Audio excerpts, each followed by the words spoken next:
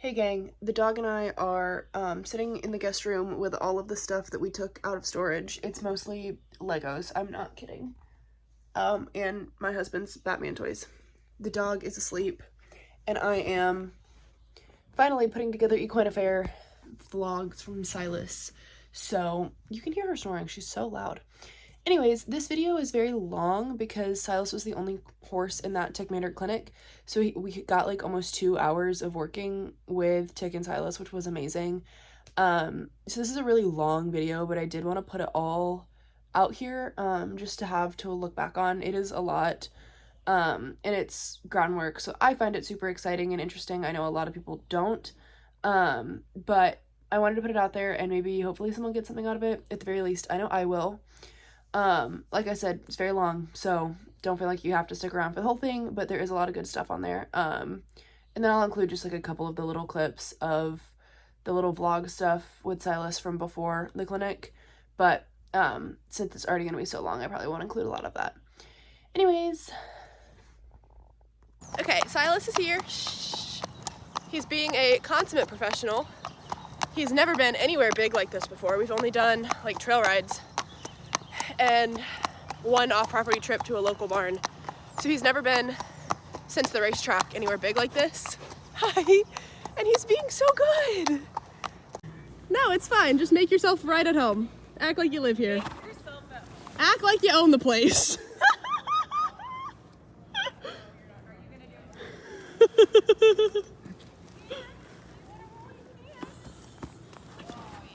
Oh yeah. Act like you own the place, kid.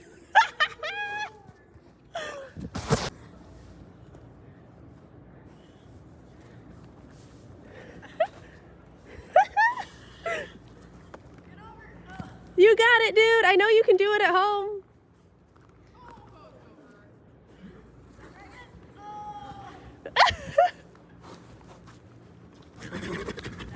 Now you gotta get the other side. That's my favorite part, when he shakes like a dog. Go and watch another clinician.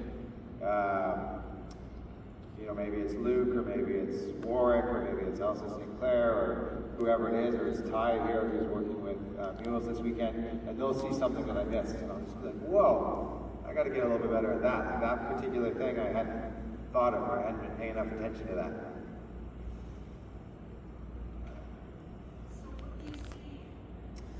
Good question. So the question is, what do I see? So in this horse,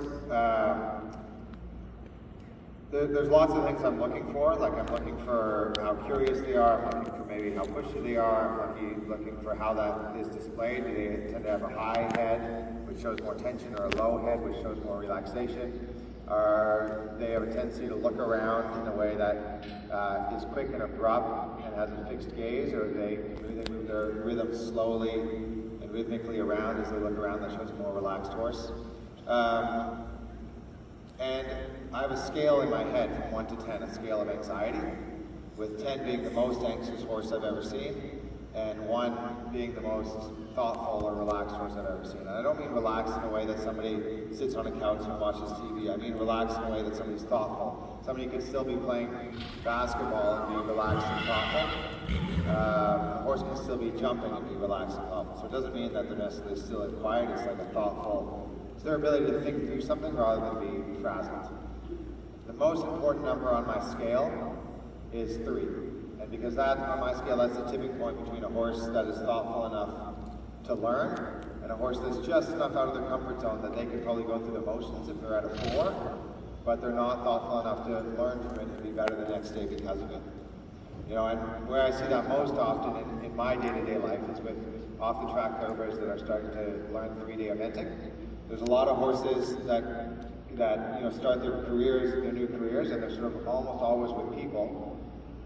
You add a saddle, you add a bit, you add a person, and that horse is right away at a 4. They're associating the saddle and the person and the bit with speed and adrenaline, and they're not associating it with thoughtfulness and relaxation. And when a horse is at a 4, and you've got a lifelong rider or a brave rider, that person could probably still walk track manner, they could probably still jump, they could probably still trailer load, but the horse just isn't really thoughtful enough to be better the next day because of it. So when I see this horse, and also horses aren't just at a number. for the day. You know, they change minute to minute and second to second. So when I see the walk get slower and I see the head go down, I see this horse tipping a little bit below a 3. When I see the walk speed up and the head get a little higher and it looks like he's almost ready to break to the trot and he's ready to kind of stop or move abruptly, I see him probably tipping just slightly above a 3. So right to me, he's sort of hovering around that 3 mark. So the question is now, how can I come in here and both sort of at the same time start the process of training him and also start the process of seeing if I can get him below a 3?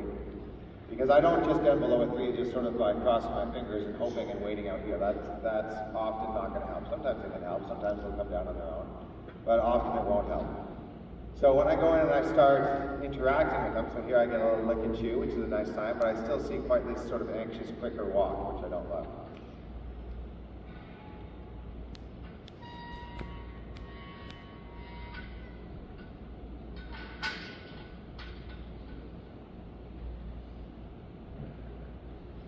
So before now the situation's changed because now I'm in here with him and I've got a flag. So now I've got to almost go through another period of observation to see how he is with me. Is he going to try to get away from me? Is he going to try to walk over top of me?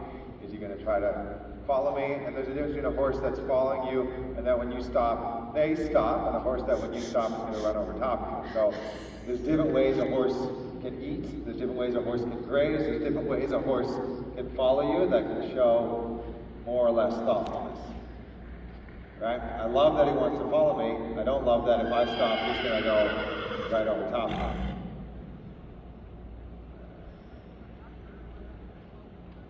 So, horses, you could have 2 horses that go through the same stressor and they can deal with it differently. Just like you could have 2 people that go through the same stressful event and they deal with it differently. And there's a number of things that influence that. One of the big things, I think probably for both people and horses, is the amount of control they feel over the situation. Right? Do they feel like somebody else is in control or nobody's in control, or do they feel like there's a stressful event but they have some control over how that plays out? So that's going to be my starting point here, is I'm going to use the flag, and I'm going to try to change my thinking a little bit from me trying to control him to him trying to control me. So see if I can explain that a little bit more. Imagine if I close my leg and the horse goes, I know how to make this person relax their leg. If I go forward, I can control them to relax their leg. Or if I take up feel on the mid task and just slow down, instead of me controlling them, they go, oh, I know if I slow down, this person's going to relax their hands. It's like they can control my hands by doing certain things. So same thing here with the flag. I want him to think, and he may have to learn it a little bit here, I want him to think that if I move this flag and he looks at me, then I'm going to stop the flag. Until it's almost like a button he can press that makes this go away.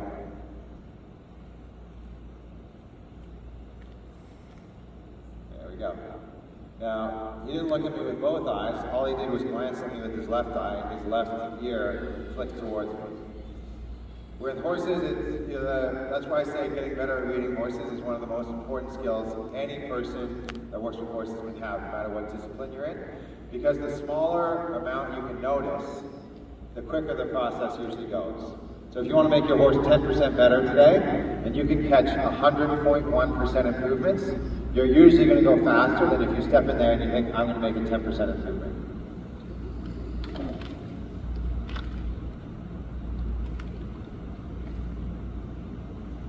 There, I got the left eye and the left ear here. Now, as I go, I'm going to gradually change sort of my level of expectation or the degree of difficulty. So the first maybe 6 or 7 or 8 or 10 times, I might take the one eye and the one ear, but then as we go, I might want the eye longer or the eye sooner or both eyes, and I might want to change it into maybe taking a step towards me.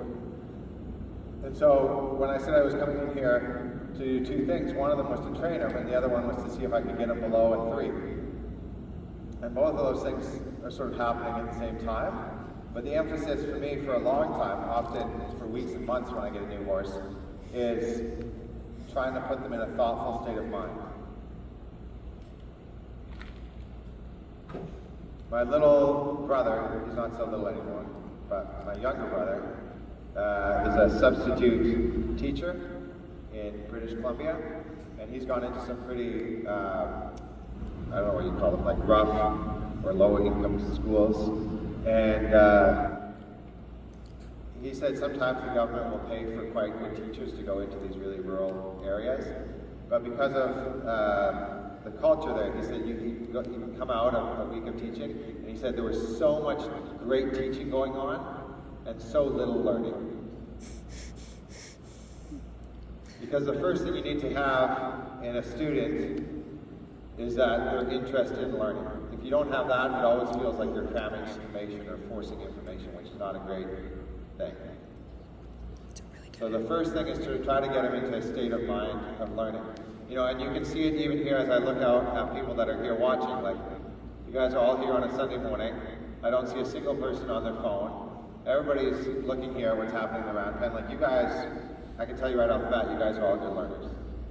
You know, like, you're making the effort. You can also tell when you go to a clinic, when somebody's sitting in the back, when somebody's chatting, when somebody's on the phone. Those people, you know, obviously there's extenuating circumstances with emergencies and stuff, but you can kind of tell who's a better learner and who's a less skilled learner. And I don't think that's, well, I think it's partly something that comes naturally to horses and dogs and people, but I also think it's definitely something that can be encouraged and taught and brought out of them.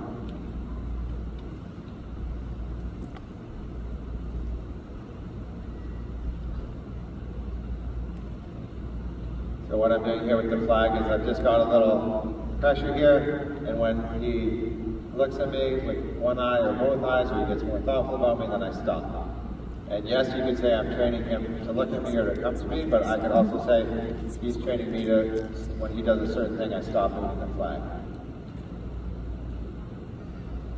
Just like that. Now, if I don't have good timing for when I stop moving the flag, it's much more difficult for him to learn that. You know, if you imagine a very simple experiment with a rat or a pigeon in a cage, and when they press a button, it releases food. If all of a sudden when they press the button, there's a delay of 5 seconds before it releases food, or sometimes they got to press the button extra hard or press the edge of the button, all of a sudden it gets much more confusing for them, rather than if it's just like a simple push and the food immediately comes out. And that's essentially, you know, both what I'm doing with the flag and what the rat or pigeon is doing with the button, both of these are forms of reinforcement. And the better your timing for reinforcement, the quicker they learn. The better your ability to read a horse, the better your timing.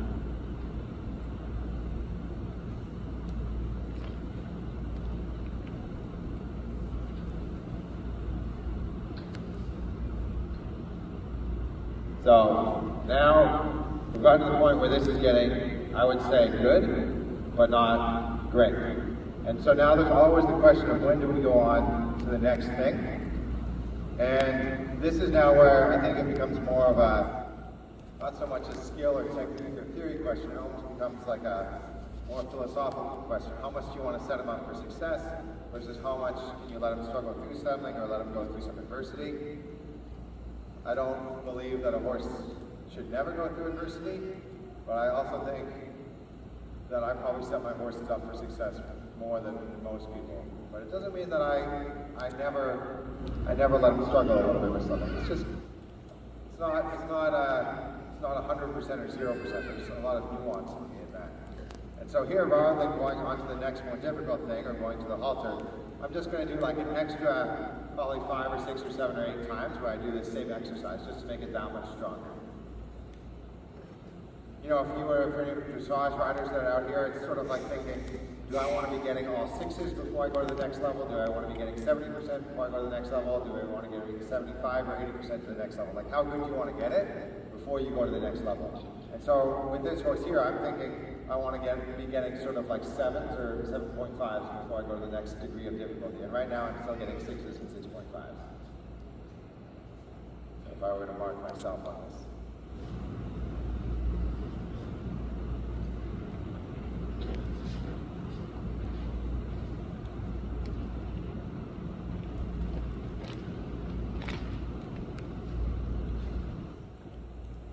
So So if I want to be, for this particular exercise here, being able to use the flag, again, to now face up and look at me, if I were to give myself a mark over 7, I wouldn't want to have to use the flag more than once, and I would want to get the correct answer as the first response, not here like the 7th or 8th response. You know, his first response was to turn away, his 2nd or 6th response was to continue to trot off away from me, and then like his 7th or 8th response was to turn and look at me.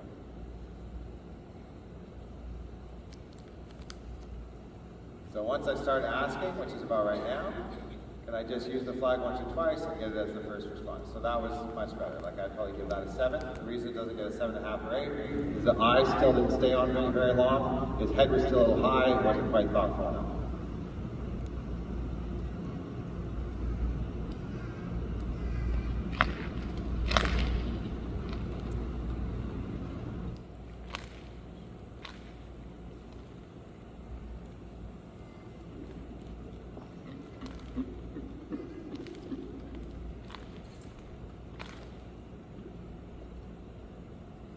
This is a nice example both for when we're learning, teaching our horse to ride, and also do things like jump, for example, which I teach a lot of my horses to do, which is that a horse can learn something at the halt and walk, and then as soon as they start into the trot and canter, all of a sudden they struggle. So this horse had learned to face up to me a few times, and then he sort of tipped into the trot, and all of a sudden the anxiety came up, he had trouble finding the answer, he had trouble thinking his way through it, and he was just reacting instead of thinking. So with most skills I teach my horses, even jumping, leg yielding, going across a tarp or through water, I want to teach them that skill at the halt or walk before I teach them that skill at the trot or canter. And that's because most horses, most of the time, are able to think through stuff slower. And then once they learn that skill, then I can start to add the speed and momentum and adrenaline later on, just like with 3-day event horses.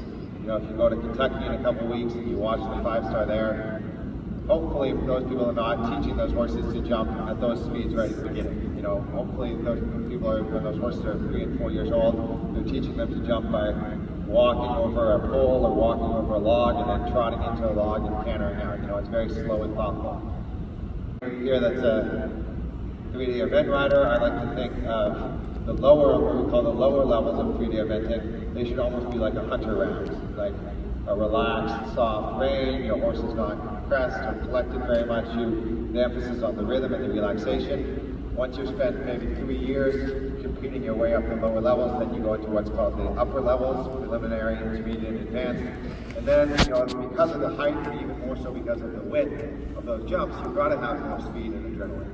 And then, because you've spent 3 years building that foundation, all of a sudden they can still be going that fast and stay thoughtful. Just like you imagine a really talented professional athlete. They can be competing in the NBA or NFL, and they can be competing with all that pressure and all that speed, and they can still be thoughtful and think their way through the situation and have this court sense as they look around the court.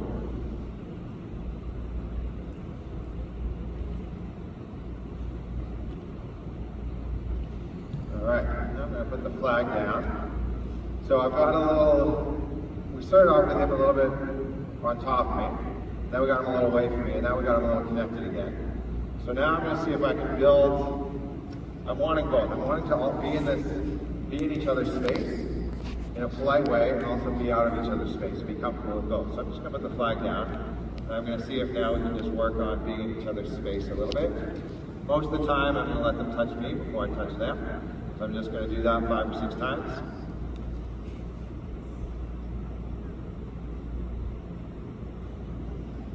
There we go, his muzzle touches my hand. I'm not trying to make it really difficult for him by putting my hand out about the height of his muzzle, a little to the side or a little in front, but I'm keeping it still and letting him touch me rather than me touch him. Now here it's sort of set up in a moment where I can touch him. So I'm going to see if I can give him a rub instead of a pat, see if I can do it in a rhythmic way. Here, when I see his head come this high and his head come towards me, I'm a little bit ready to see if he's going to try to swing his head through my space. And I brought my left hand up here to block that.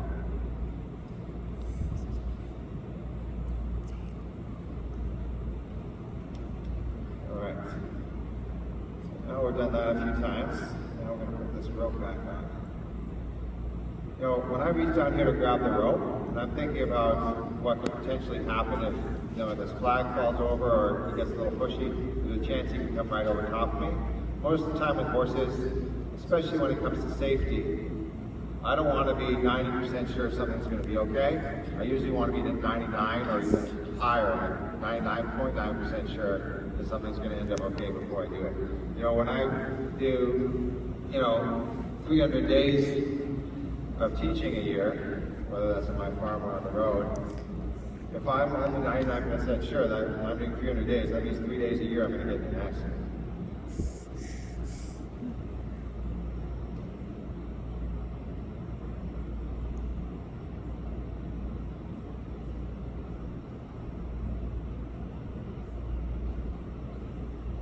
Okay.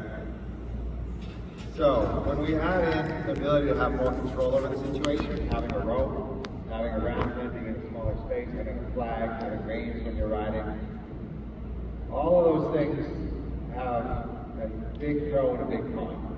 The big pro is you can have more control over the situation and you can set stuff up for success better. It's like you can lead them in the right direction or the right answer easier. They don't have as many opportunities to do the wrong thing or learn the wrong thing. At Liberty, a talented person can do it, but often at Liberty, what can happen is a horse can start to develop a pattern that you don't want, and then they start practicing the wrong thing. So it takes a little more skill to do that. Now, the big cons of working in a small round pen and working with a rope is that it's very easy to put too much pressure on a horse. I went to a Hansa Blaha clinic in Germany a few years ago. Hansa Blaha is a really talented horseman and Liberty trainer. He was giving he's from the Czech Republic, but he was giving a clinic in Germany. And he was teaching a group of 8 people, and somebody had asked the question about pressure, and how much pressure is okay to put on a horse. And his answer, even though I probably would think about it slightly different than me, it always stuck with me. And he said, at Liberty, you can put as much pressure on a horse as you want, as long as if they're at Liberty, they wouldn't leave you. Which is really not much pressure at all, like it's almost no pressure.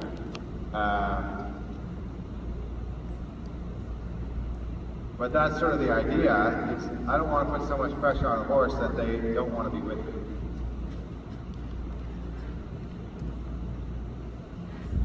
When I'm working with a horse on the rope, I try to be very, very aware every time I would have to close my hand around the rope.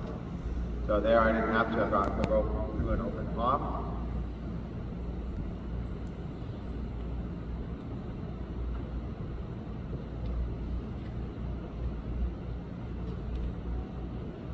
This distance I'm at, sort of about 5 feet from him, this is the distance I normally start out with most horses. If I've got a more scared horse, a more nervous horse, sometimes I'll start at a bigger distance, a little bit like how we did at the beginning of Liberty. If I've got a horse that's really quiet and soft, then I might work right up close to them within touching distance and work on moving them around through what we call steady pressure, like going back and off my hand.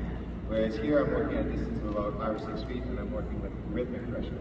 The flag makes a rhythmic pressure, and I wait till the shoulder. I'm watching the eye and the expression, but what I'm looking for here is for the weight of the shoulder to shift, and eventually the left front leg to cross over the right front leg. Almost. I'll take that. The most important part of the whole training process is the breaks in between.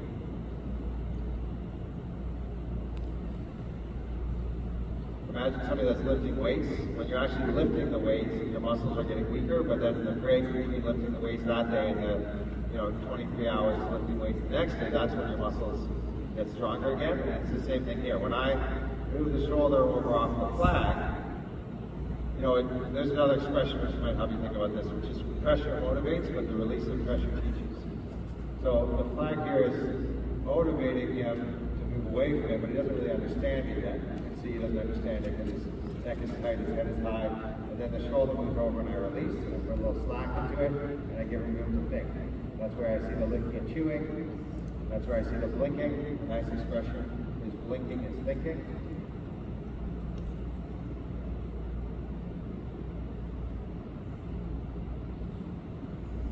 One of my mottos that I told myself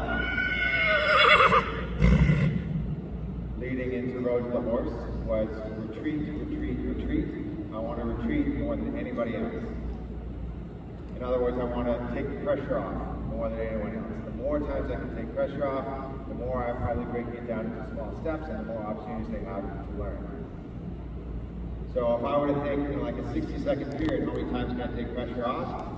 I mean, I'd be probably looking for, depending on the length of the break that I'm taking, sometimes you can take short breaks, sometimes you can take longer breaks. But in a situation like that, I was like thinking like every 10 seconds could I take pressure off or even more. Now, obviously, to take pressure off, you have to put it on. You know, this is where we talk about approach and retreat. But the emphasis for me is not on the approach, it's on the retreat. I'm approaching so that I can retreat. When I see a horse urinating or rolling or sniffing manure, most of those things make me think I'm on the right track with the relaxation.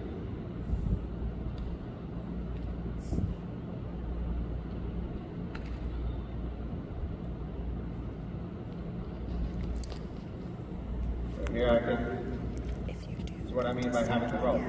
I can both put on a little bit more pressure, but hopefully I can also make it clearer.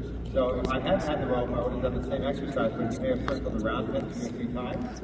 Now it meant it would have taken that long to find the correct answer. Whereas here I can take the rope, I can tip it up, and then you can find the correct answer within 5 or 6 seconds.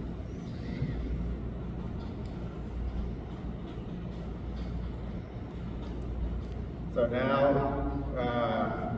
you know, I'm kind of gradually adding a new exercise as we go. I've moved the shoulder a couple times, I'm moving the haunches a couple times, and I'll probably alternate that a little bit. And then I'll also start to add in the back and backing away from the pressure. Why don't we try that right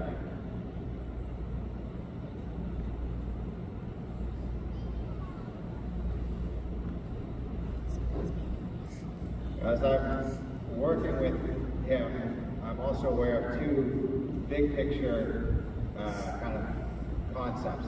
The first I already talked a little bit about, which is his level of anxiety. You know, is it above a 3 or below a 3? The second thing is how much of the time is he thinking about me or thinking about what I'm wanting him to think about? That's sort of one subject. Or how many times is he thinking about something I don't really want him thinking about? For example, calling back to the horses in the barn, or being worried about, you know, somebody walking by with an umbrella. And I think of that as sort of a percentage of the time. Within a 2 or 3 minute period, is he thinking about me 60% of the time and something else 40% of the time? Is he thinking about me 80% of the time, 90% of the time? So I don't go in thinking I'm going to demand his attention. I go in thinking, what's my starting point? He's thinking about me 10% of the time. Maybe the next 5 minute period, maybe I can get him thinking about me 20% of the time. And if I started at 10% and I finished the session with him thinking about me 60% of the time, I'm thinking that's a pretty good day. You know, I'm not thinking, oh, you got to watch me all the time.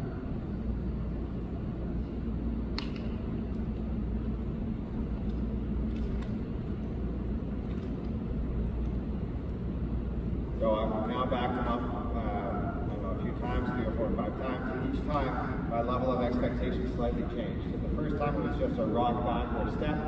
Then after that, it was 2 or 3 steps. And this last time, I kept backing up until I could get both eyes on me. The length of the breaks I take, I'm very aware of. There's no hard and fast rule, but some of the things that I think about are the newer something is that he's learning, the longer the break that I take. The more anxious he was before, the more emotional he is, the longer the break I'm going to take. During the break, the more I see him processing with the head down and the blinking, the licking chew, the longer the break I take. The more I see him getting distracted on the break, the sooner I go back to an exercise. You know, I want the breaks to feel like a break. I don't want to teach a horse to stand still because I'm forcing them to stand still. A lot of horses then will feel like trapped or claustrophobic, and it almost makes them want to move more.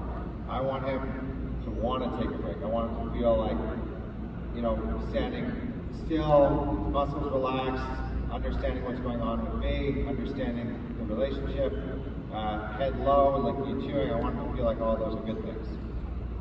Here I go back to the hindquarters, and that time I had to use the rope. Almost not at all. Here I go to the back up.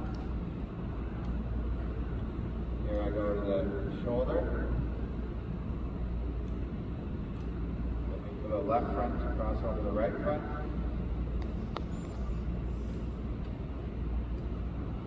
Good. Now when I go back and I think about the level of this horse's anxiety, 0 to 10, I'd say for the past, at least 5 minutes, if not more, we're sinking well below a 3, maybe a 2 or 1.5. But I still feel like there's another stage to go to. I still haven't seen a really big breath go through his body. I still feel like if I were to start adding in speed, it would take hardly anything to get him anxious and distracted again.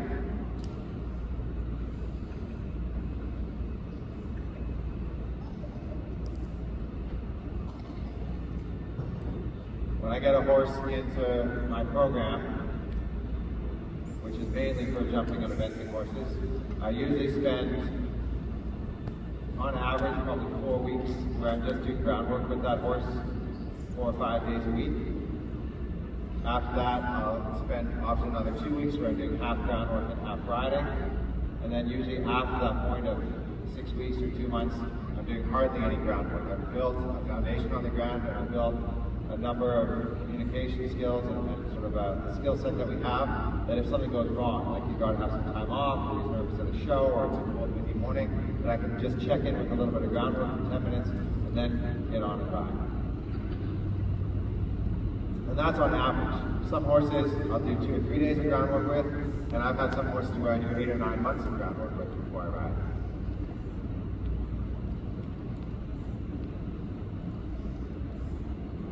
Here I'm looking for the shoulder.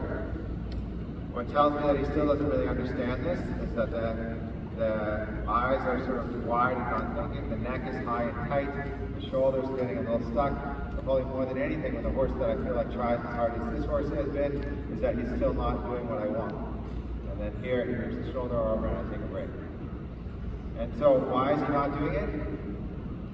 I think he simply doesn't understand yet. He's still moving away from pressure rather than moving because he understands it. Right? And that's a big difference. So let's see if we can continue with some of these exercises, and hopefully I can show you what it looks like when he moves, when he really does understand. I'll let him go through this little tune here. I got a little bit bigger side.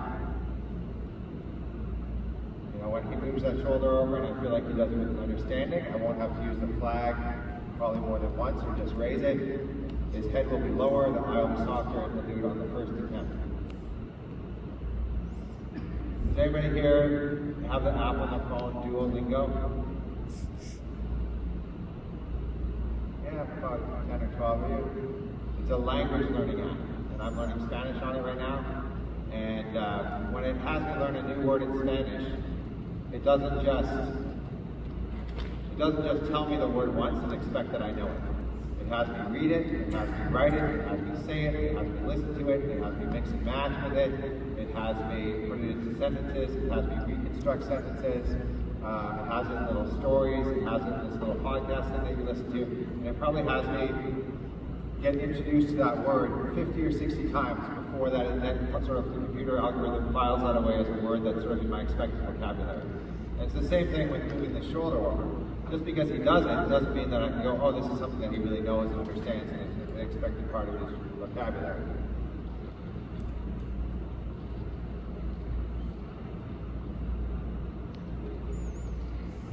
There we go. And when I see him do it a little quicker like that, and I see this blinking afterwards, I see that he's starting to put the dots together. But then you do it in a different part of the arena, after something else, or in a different arena, or something like that, and all of a sudden that's like when I'm learning Spanish, and it conjugates the verb into past tense or something like that, and all of a sudden it feels like I have no idea what the hell word this is, right? And it's the same thing with them, so I gotta be a little patient about when I change this, even just a little bit.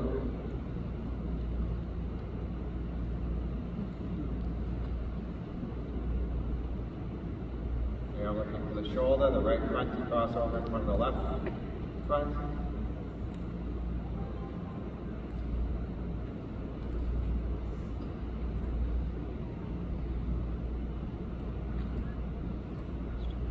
Still confused, he still thinks that maybe I need that. I'm going to keep going here until I get the shoulder, and a different break after.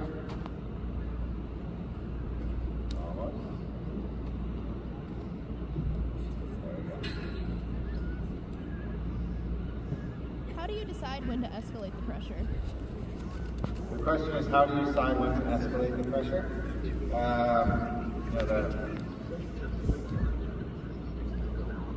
It's a tough question to answer. I mean, you learn from experience, you learn from trial and error, you learn from the saying, as little as possible, as much as necessary. I learn a lot from watching other clinicians do stuff, like coming here this weekend. I don't just watch me, I'm watching some of the other people. And sometimes I'll see somebody and they'll do something and they did it differently. They either had more pressure or less pressure, and then I watch how it plays out for them. And if they did the same thing I would have done but with less pressure, I'm thinking, holy crap, like, I gotta rethink a little bit how I'm doing things. Everybody has a different learning style. I learn a lot. I learn fairly well from watching. Like I have a big still DVD collection. If I paid retail price for all my DVDs, I'd probably have $10,000 worth of DVDs at home of different road to the horses, different clinicians, teaching liberty or groundwork or trailer loading or all those things. Another way to answer that question is I watch their eye. And probably another big one is I'm watching the response that they're giving, and as they give me the response, I'm thinking, is what I'm asking too hard or not? And that, how long it took this horse to find that shoulder over there on the rail a few minutes ago, it took him probably 15 seconds or something like that. And that's about as long as, at this point especially, but even for a few weeks, about as long as I want to allow a horse to struggle to find the answer. Normally I want to find the answer within 4 or 5 seconds. If it's taking them too long to find the answer, I'm thinking, well, I got to back up and make the exercise easier somehow. Like, instead of going for the whole shoulder, maybe I just go to get the muzzle or just get a weight shoot. So here we're going to go for the shoulder again.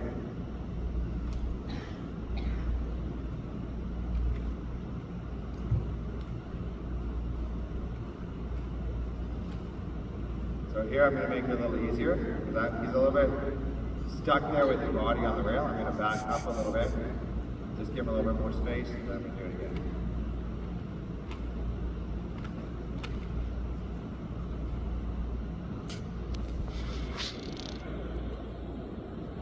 Now, when I get into a situation like this, where he's looking off into the distance, maybe out that open door, there's a bunch of orange construction flags out there, this is where it really helps to get to know your individual horse, because some horses will act like this, and they'll look at that for 10 or 15 seconds or sometimes longer, and then they'll start to relax. And I don't know this horse yet well enough to tell you which one it's going to play on. Like, they'll look at that, and they'll get used to it, they'll realize that it's not a danger, you'll see him kind of take a breath, and they'll lick at you. Other horses will have this exact same expression, sort of in this slightly freeze state, and then they'll come out of it in a trot and more anxious. So as I get to know this horse, I'm going to know what I'm going to do when he gets into a situation like this. Some horses, if they're going to relax out of it, they'll let him relax out of it. Some horses, if I feel like they're going to get more anxious because of what's happening out there, I'm going to interrupt that thought, and I'm going to go, hey, let's just work on something like this, and just bring his eye back to me for a few seconds. Shoulder.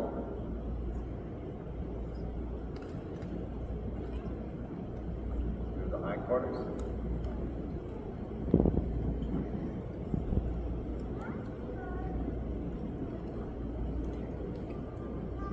Move the shoulder.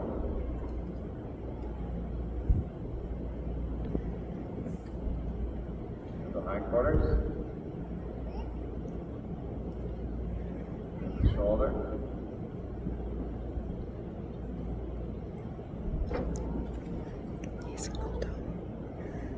Shoulder again.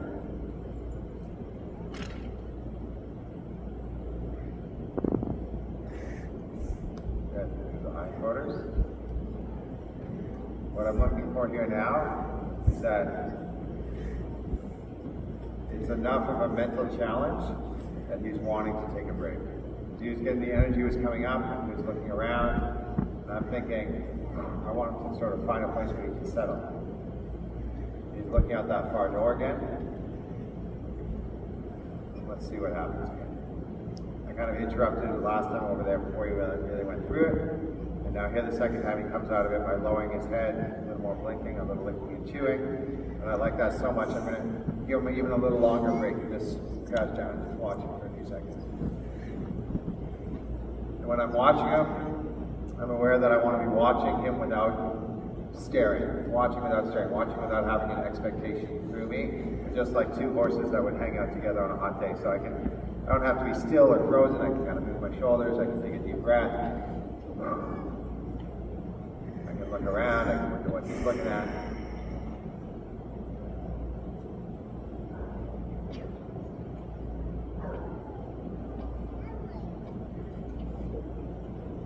That's about as much as I think I'd probably let him look around like that before I would step up and interrupt that thought a little bit. So I'm going to do that here.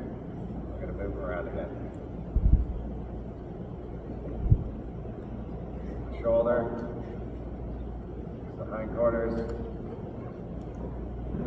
And you can see there when I go to move the hindquarters, once he's got that little bit of extra speed and adrenaline, how he doesn't understand it anymore, he was able to do it a little bit at the halt. Once he starts moving and I go to put a little pressure towards the hindquarters, he gets tight, he gives this little gelding grunt, grunt, grunt noise, he goes to trot off, and then all of a sudden I got to use the rope and close my hand around the rope. So what that tells me is that I just still have a rudimentary ability to communicate to the hindquarters to move forward, but not a very high one. So here I ask for the hindquarters to move forward. Better.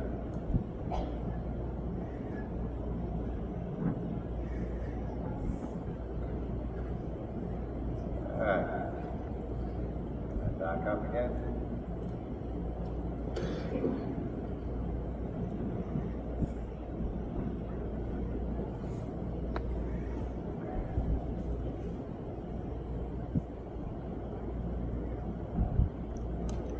Now I think what we'll do here is we're going to change the situation a little bit. I feel like he's ready for like a 2-3 minute break. So we'll see how he handles the break. Some horses will get better on the break and some horses will get more worried again when I leave. But we'll see how he handles the break. I'm going to step out of here. And we're going to see if we can find one of the barrels that we have down there. And we're going to play a little game here with him and take him out of here. So let's just give him 2 or 3 minutes. Times. The third thing we're going to do is put the rope back on, and then we're going to come and do an exercise out here. So just watch him here. Before you go in, you want to just make sure he's a little bit out of your space, so you can even just use that flag to back him up. Back, let's just stop and touch that. Yeah, good. Let him touch it. Good. Right, you stay right there and watch him, and I'll get the Now just leave him here. He's going to be kind of at the gate for a second. And just go to the middle. There you go. Good job. Now, with that amount of speed and that head high, I'll just be a little aware that the coming to you is not going to turn into coming more of you. So why don't we see if we can just back him up a little bit with rhythmic pressure. Now, instead of using the flag underneath his neck, it's a little hard for him to see it underneath his neck. I want you to use it in front of him, 3 or 4 feet in front of him where you can see it. Yeah, just like that, right in front of his eyes. So, there you go. And that's enough. Now the next thing I want you to do is I want you to do the same thing you're doing, but don't bring your feet forward. Because when he backs up and you bring your feet forward, the distance between you stays the same. And I want to see if the distance between you can increase. Okay, so try that again. Good, that's enough. Great. Really nice. Now on the break, I want you to do this. Every time you would take a break, I want you to turn at least 30 degrees away from you. And just put your weight on your leg, in this case your left leg, your leg furthest from you. Very good. All right, turn back and face him. Yeah. Now that he's left you, this is great because it gives us an opportunity to work on him looking at you when you put a little flutter in the flag towards the hunches. Yeah. Very good. And again. You can walk a little bit of a half circle towards his tail. Good. Very nice. Now walk to your right, turn a half circle towards his tail. So you're always bringing his attention back to you. You're not going to him. Put the flag in your right hand up towards his tail. Okay, just carry it funny a little bit. There you go. Just wait on that. Turn a little 30 degrees away from him. Put your weight on your back leg. And just hang out for a second. Here you can watch him, but not stare at him. You just kind of hang out. Very good. Now this is a nice place to set up to see if you can touch your hand. So you're going to walk up. You can just drop the flag. Walk up to about that far. Let him touch your hand. And you're going to to back up. Back away. Yeah. See if you can be a little quicker when you back away. Not like more abrupt, but just early.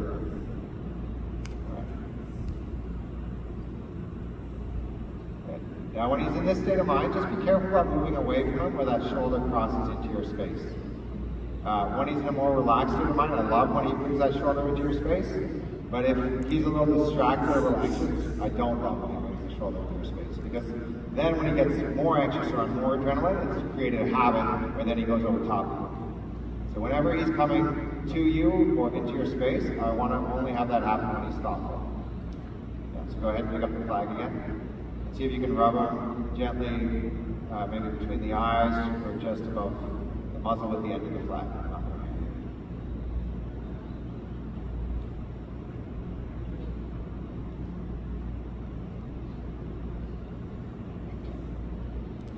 Now, if anybody's new to using the flag, I would definitely recommend having somebody help you the first time. I would say most horses, 80% of horses that I see are going to react pretty well to the flag, but there's 20% that are going to try to bite at it or kick at it or rear at it. And if you're new or getting experience with the flag, you want to be a little careful about that. One of the biggest things to be aware of, Maddie, is having the ground about the height of the muzzle. If you bring it along the ground and then up to them, that's more likely to make a horse scared. Whereas if you have it about the height of the muzzle and you bring it into their space slowly, it gives them time to size it up. So higher with the muzzle, or higher with the ground, yeah, like that. Maddie, maybe think about having your arm, look at me for 1 sec, your arm parallel to the ground and the flag stick parallel to the ground. Yeah, keep it about that height for most of the stuff that you do. Now put a little pressure towards the tail until he faces you again. Good. Alright. Now we're going to put the rope back on. It's a nice start here. And I love, Maddie, that he's more relaxed with you in here than when we were outside. So it's a nice sign of the connection we got. Of course, we want to have him eventually be relaxed in a lot of different situations. Close to you, far from you, with you, without you. And we want to get rid of that anxiety gently. Alright, once you get that on, you can grab the flag again, and I'm going to let you out. And what we're going to work on over here is a game of sending. So, for most people that haven't done a lot of groundwork, we get very good at leading a horse, or in other words, pulling a horse. The next skill that we want to work on is sending a horse. And if you're to do it, and or your horse is going to do it, it takes a while to work on that. So what I'm going to do here, Maddie, you can just look over here for 1 sec, because I'm drawing a circle around this, about 10 feet from the barrel. And when you come out here to this barrel, what you're going to do is you're going to stay outside the circle, and you're going to see if you can send him in to get to the cookie. I put a little cookie on the barrel. Alright, this is an exercise in sending. There's a lot of horses, even very food motivated horses, that won't find the cookie because they're used to always being pulled or drawn back to the person, whereas we want to be able to send them out. This is similar to how you might send a horse onto a trailer, or if you have jumping horses like I do, how you might send them over a jump.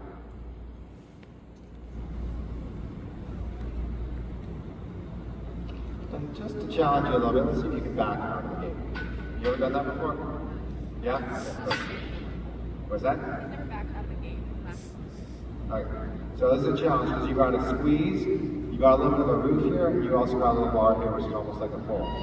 So I would start just by backing a couple times in any direction, just to make sure you got the back working well, and then we're going to see if we can back him out of the gate second. So I want to see if you can keep your feet still so that he gets further from you as you do it. I want you to use rhythmic pressure with the flag rather than steady pressure with the rope. If you're using the rope right underneath the halter, a lot of times it ends up being where you're managing the situation. The horse isn't really being thoughtful and learning how to do it. So you can put that more in front of the muzzle, like more to your, yeah, like that. Exactly. And then, let me just show you one thing here. So there's different people have different techniques for using the stick and the flag. I'm going to show you, this isn't the only way to do it, but it's kind of something that's helped me a little bit. Is, just stand right there. Stand right here so everybody can see on both sides. So I want you to tell me if the flag is going towards you or not. Alright, so when it's going like this, is it going towards you? No. What about when it's going like this? Is it going towards you? Yes. Here, it's going towards you? Yes, it'll go all the way here to the feet, right? What about this, towards you?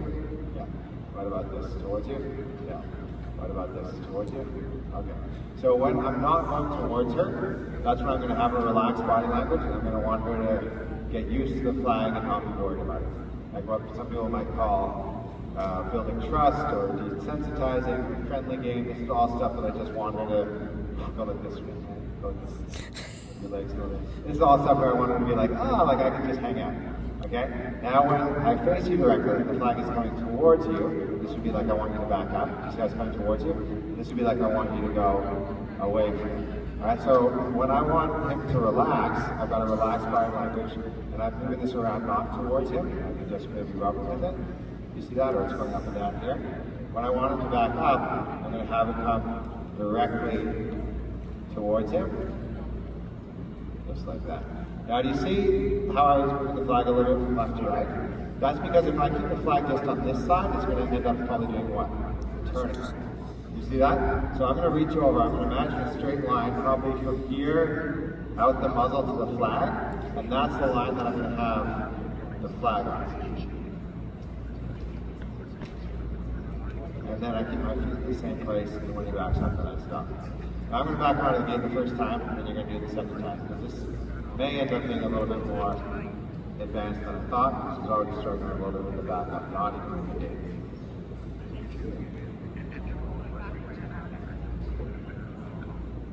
Yeah, so what Maddie's just said is that if she backs him too hard and he's overstimulated, he'll stand up. Absolutely. Yeah, then we start fighting. So that's what we're trying to avoid. So just like when I did the backup earlier, the first thing I'm looking for is just the thought of backup or one step like that. And then I want to see if I can build it into a couple steps. And then I want to see if as I get those couple steps, I can get him starting to look at this. Ah, there's a little lick and chew, blinking, give him a little break.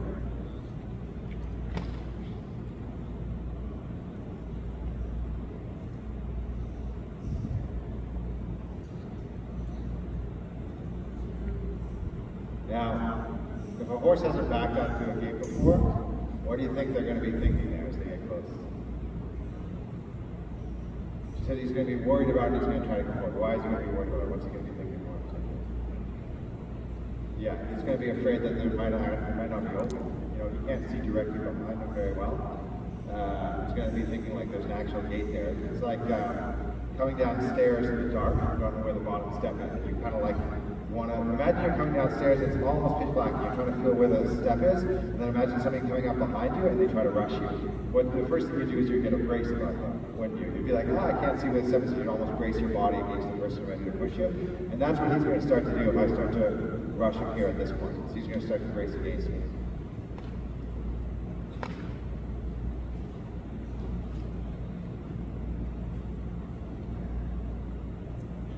Now, this is a great example of how long do you let a horse kind of struggle to find the right answer for before you make the exercise easier. And as long as I'm going in the right direction here, I might keep going.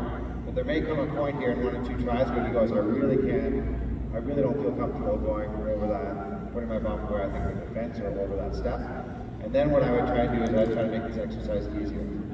So a couple ways I can make this exercise easier, or I could go back in between 2 barrels and gradually make the barrels closer together.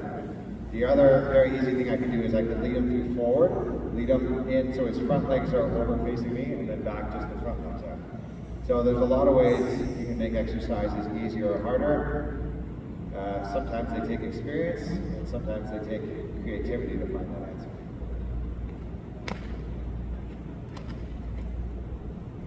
Now, you see how the hind legs get stuck there? It's like the mind is ready to go back and the front legs are ready to move, but it's like the hind legs kind of get stuck. This is where I'm going to now take them out this way. Maybe I'll take the front legs to there, and then back, and the front legs to there, one front leg there, and then back, and then both front legs, and then back, and then maybe almost all the way out, and then back, and maybe all the way out, and then back. Now I'll give him a little longer break here since he's trying so hard. And then we're gonna do the same thing, facing in, and then you're gonna give it a try.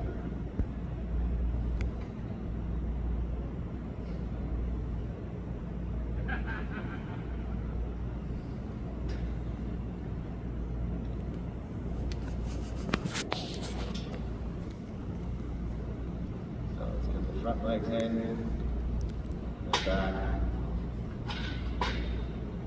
And all the legs in, and then back.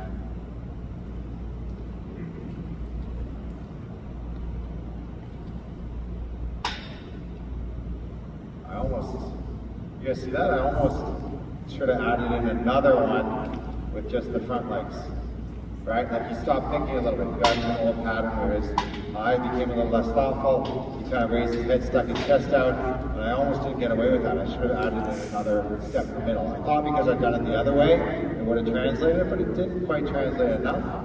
And then all of a sudden I had to use the flag a little harder than I would have.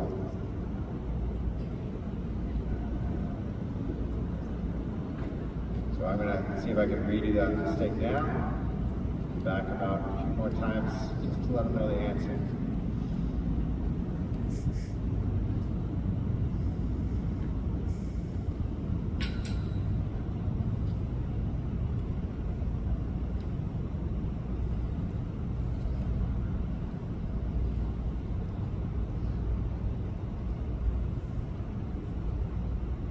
Expression that he's giving me now, I feel like he is both, I don't feel like he's distracted, I feel like he's trying hard and he's a little worried. So this is, you know, if you think about somebody just like me learning Spanish, if you think about somebody learning a new language, now is not the time to yell, now is the time to speak slower and clearer. Not saying that there's never a time to yell, but I'm saying most of the time, slower and clearer is usually the answer. Especially when I see this expression in his eye right now.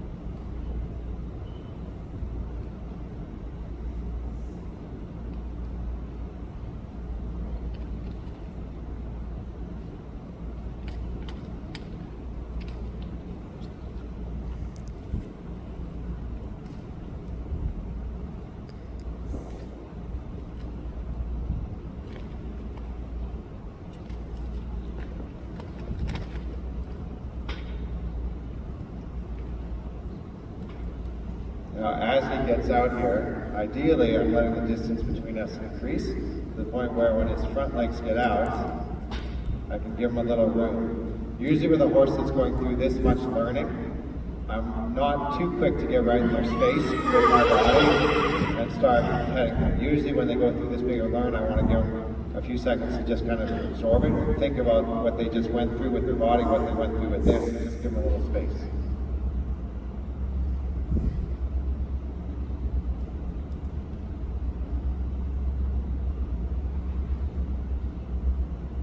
Ready to try? So I'd take a little feel on this first and then a little tap behind the girth second.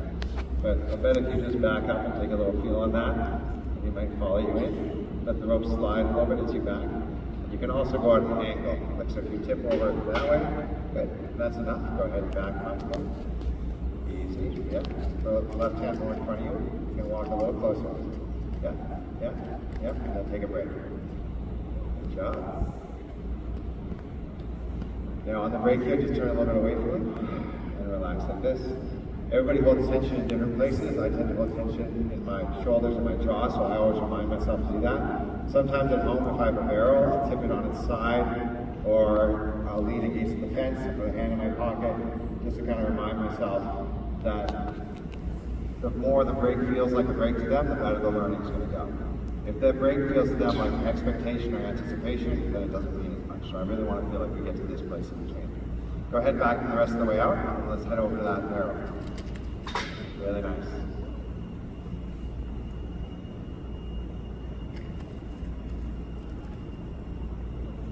Great job.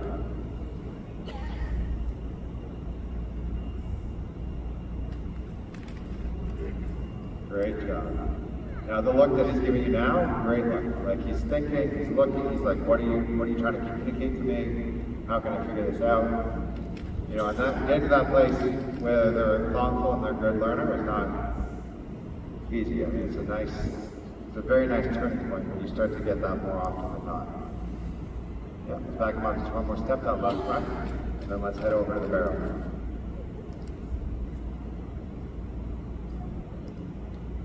Nice, I like that you had that little pause there. Very good read.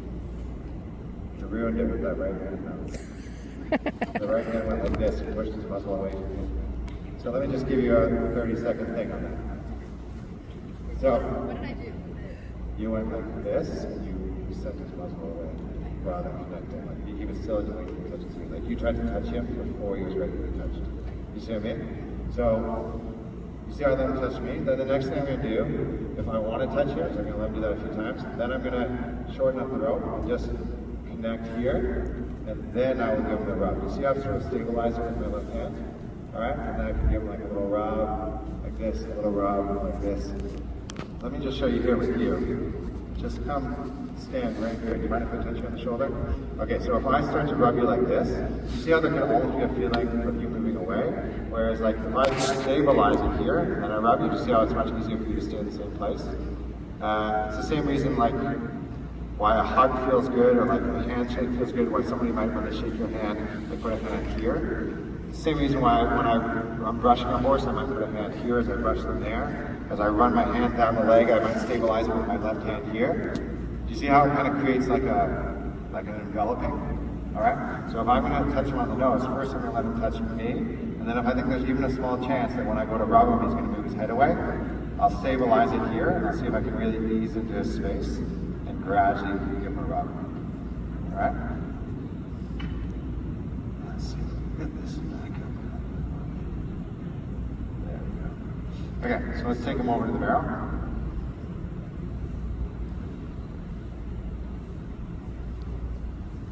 Now for me, when I have him touch him, I usually have to touch the back of my hand. I don't think it's absolutely necessary, but I think maybe occasionally if you have your hand this way, if it's a really wild horse, it's almost like claws, and if it's a really tame horse, it's almost like food, whereas the back of my hand just feels a little more neutral.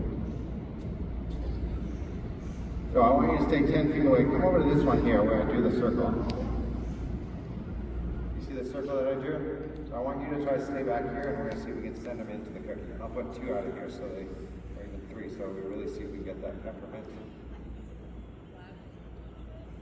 Ooh, good question. Okay, so let me show you the first time. You just like with the gate. You can try it the second time.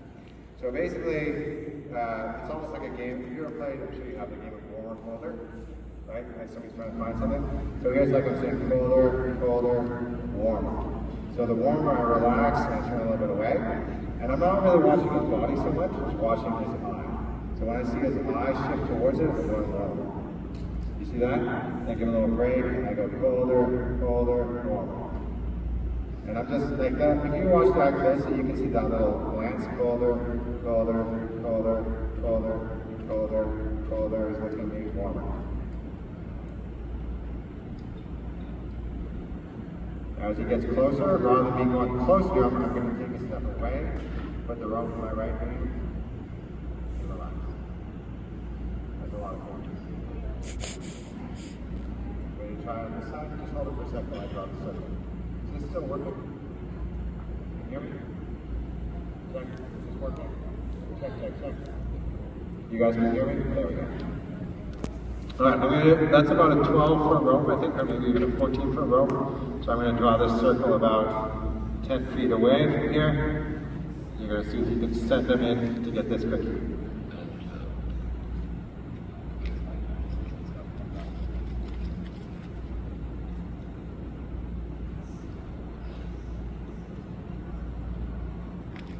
Very nice. Love his expression here. He's thinking, the ears are soft to the side. He's not exactly sure what you want yet, but he's trying to figure it out. Point with your left hand at the cookie. Yeah, there you go. Shorten up that rope just an inch or 2 and see if you can use the stick towards the girth or right behind the girth. Exactly.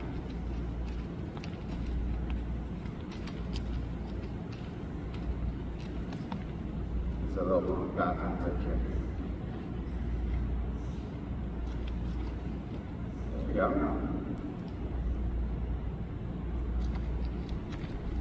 Yeah. Very nice.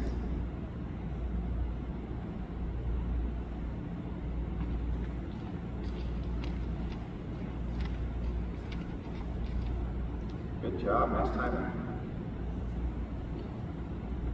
Yeah, now as you get a little closer here, probably in about 2 feet, still got a couple feet to go, but once he gets inside that circle, he's going to start to, I think, glance at that barrel a little bit more, and that's when the timing is going to get even more subtle and nuanced here. Good job, just let him do a full circle. You're doing great. Just like as if you're lunging, you're going to do a full circle to kind of line him up with the barrel a little bit more. Nice. Very good. Now keep your left hand pointing towards the cookie. Now bring this time bring the flag up towards the neck. Because we don't want him to circle anymore. If you keep going towards the hindquarters, he's going to either think it's supposed to accelerate or turn and face you. Can I let him change direction? Yeah, you can let him change direction. That's a good question. And we don't want him to turn towards you or accelerate. We want to sort of use the flag to steer the... Yes!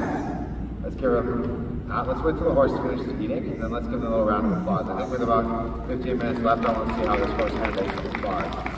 Yeah.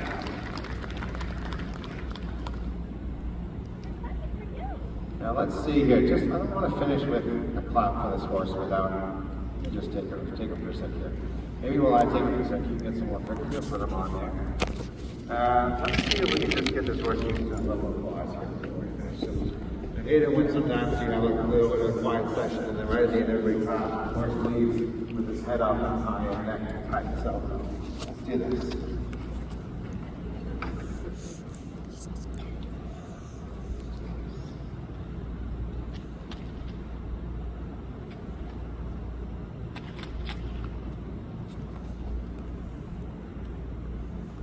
Okay, so I'm going to get you guys to help me a little bit with an exercise here.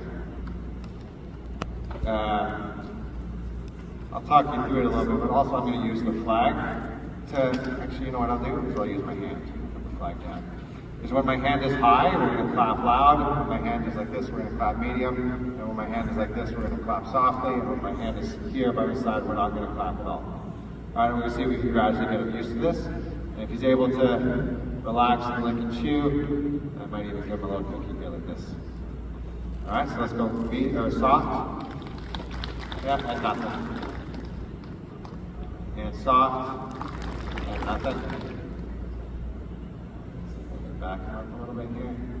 And soft, and nothing. And soft. And soft still. And nothing. And soft. And nothing.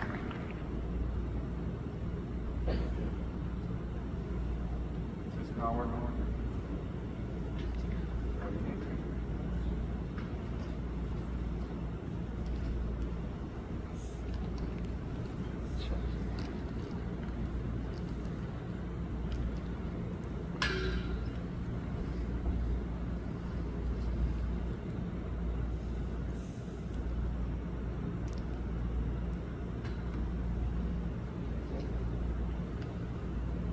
All right, let's go soft. And nothing. And soft. And nothing. Good.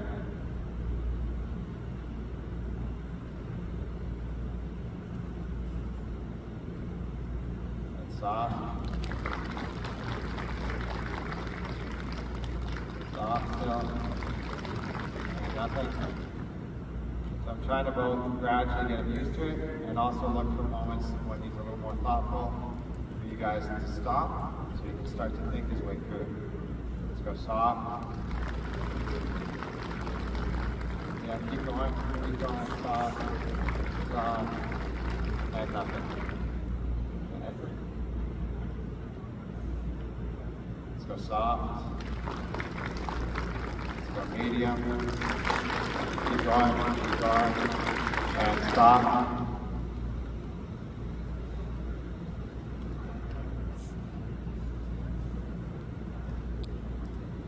Let's go soft, and stop, and soft, a little louder. Let's stop. Good. A little distracted by that door again. Let's go soft. Medium. Keep going. Medium.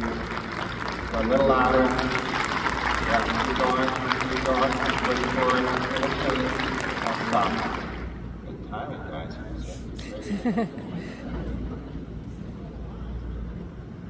Alright, let's leave that for a sec. And let's go back to this exercise over here.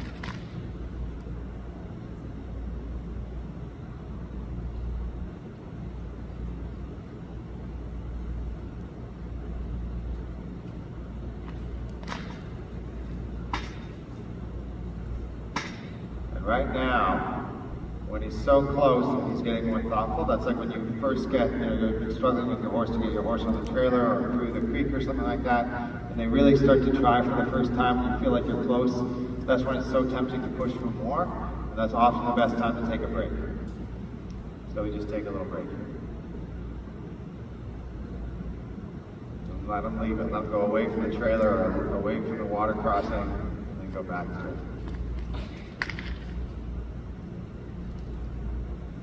Like rewarding the try is much more important than rewarding the obstacle.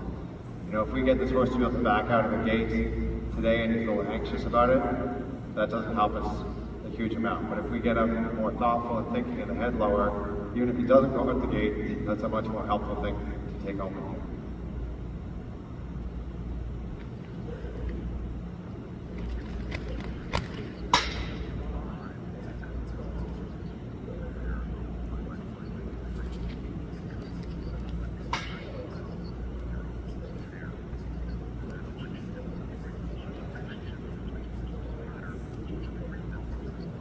Just drift with him a little bit here.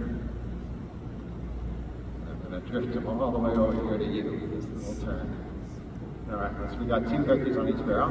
Let's go ahead and try that again. Go to 1 and then take a little break and then go to the other. Just so you know, with you, just tip it back towards you and back up once before you go to the barrel.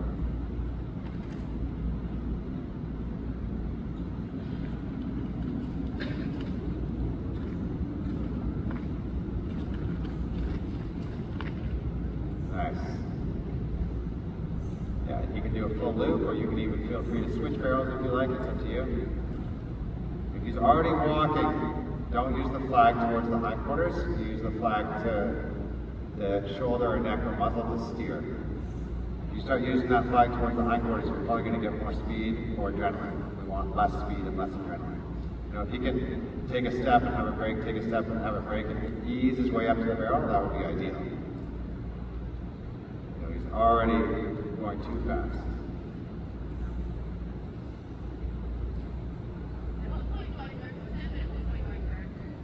Oh, good question. I think most of the time at this point you're going to drift with them, but you can start to add in these little turns that work off of angles rather than pulling. So what I mean by that is, like, if you find a moment when the flag goes around his bum and you walk towards the gate, it's going to tip it back towards you, sort of like a teeter-totter, rather than just pulling him back as if he's coming straight back towards your body. So like right now, if you go right, to your right, help with the rope. Let me show you here. Much easier sometimes for me to demonstrate than to talk you through this. So if he's going off one way, I'm going to do this without the flag to start. So if he's going off one way like this, and I want to tip him back this way, you see how like I'm almost like tipping him that way? Alright, I'll show you that again. I go back this way, and then tip him that way, and then I can send him out this way. Now if you get stuck, rather than go that way and add in more speed or bring the flag towards the hindquarters, I go this way and I move the shoulder over. And then I push slack into this. Oh, he's off on this one. Maybe let's see if I can just tip it back to it.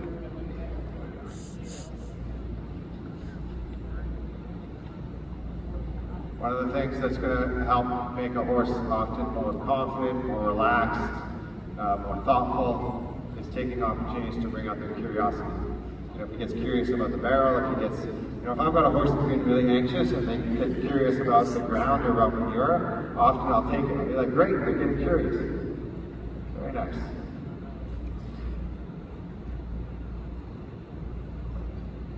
Let's go to the other one here, and I'll replace the cookies on this one.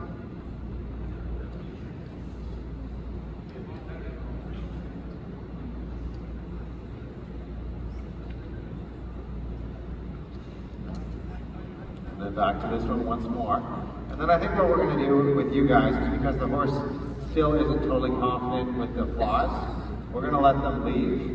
And then once they've got, you know, out of earshot, then we're going to have some applause for our horse to finish. But we'll let him get his cookies a couple more times. Yeah, so just tip him back this way. Yeah, there you go. Love it. Now point with your left hand. Don't be too quick, because you can, if he goes to the outside of it, you can always tip it back in. But if he starts circling closer to you, it's much harder to send him out. Yeah, and just let him be curious. Just let him be curious. If he wants to roll, I'm thinking great. Yeah. Now tip him back this way. You're getting a little too far away now. So let's bring him back to the barrel again. So walk. See if you can look over your left shoulder in the barrel and start to walk straight towards it. Now don't raise the flag. If you do raise the flag, bring it towards the muzzle or the neck. Yes, yes, great body language. Just, from there, you're going to just hand it over to the other one, maybe. Now walk to your right, so you tip it back towards you. Yeah, yeah, and then so the rope goes all the way around, and it even touches bum. Like if you walk straight towards that in gate, there you go. Point towards the cookie. But just relax your hand towards the flag, let it do a full circle. Point back over towards the cookie again. Love it. Bring that flag up towards the muzzle so he doesn't cut in. Now relax. Great job. Relax your shoulders. Love the smile.